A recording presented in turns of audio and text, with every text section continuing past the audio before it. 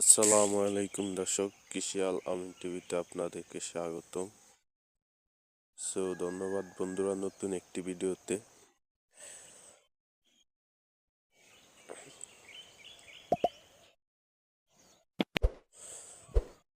দর্শক দেখতে পাচ্ছেন এটি একটি সূর্যমুখী ফুলের গাছ।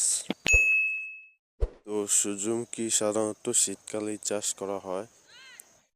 তো দেখতে পাচ্ছেন এই গাছগুলো খুবই বড় হয়েছে। আর এই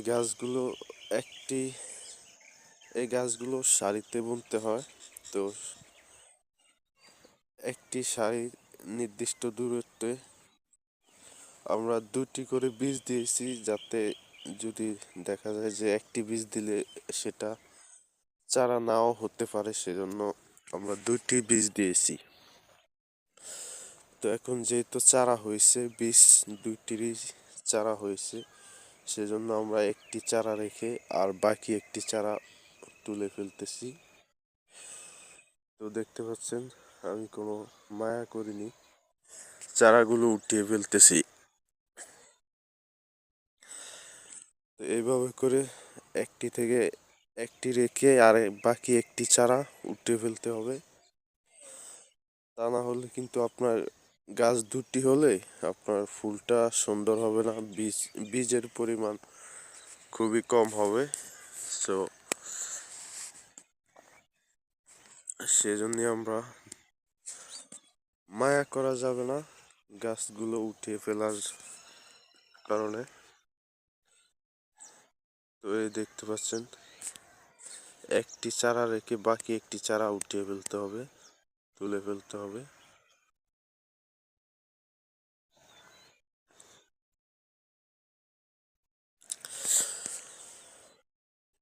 দর্শক, সূর্যমুখীর ফুল চাষ করার জন্য কি কি সার ব্যবস্থাপনা লাগে, তো অনেকে অনেক ধরনের চাষ করে, বা আমাদের এইসব অঞ্চলে কোনো কৃষি অফিস নেই যাদের ইচ্ছা অনুযায়ী তারা চাষ করে। তবুও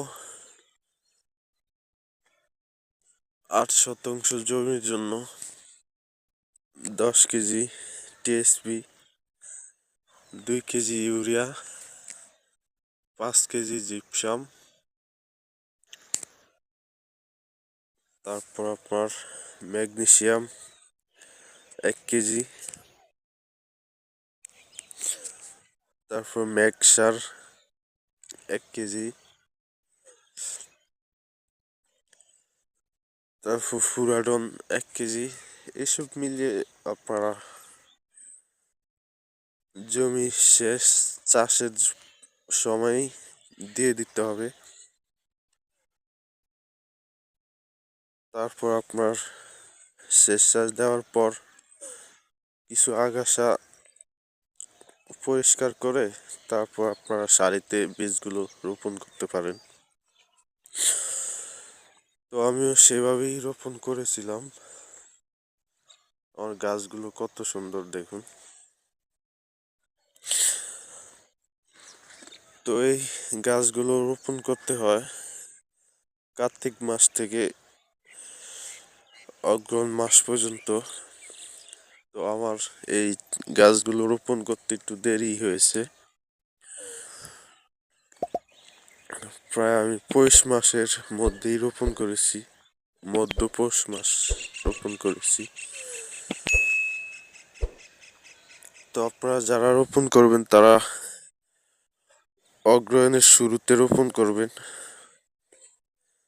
আবার অনেকে বলে যে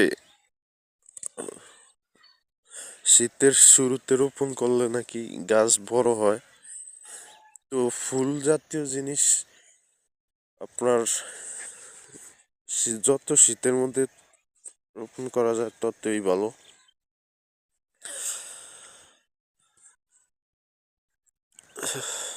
দর্শক, এরপর পরিচর্যা করতে হবে গাছগুলো, কিভাবে পোকামাকড় আক্রমণ করে কিনা সেইগুলো দেখতে হবে। তারপর নিড়ানি দিতে হবে, পানি দিতে হবে, এই আর কি। সূর্যমুখী খুবই একটি সহজ চাষ, আপনারা যারা করতে চান করতে পারেন, ভালো।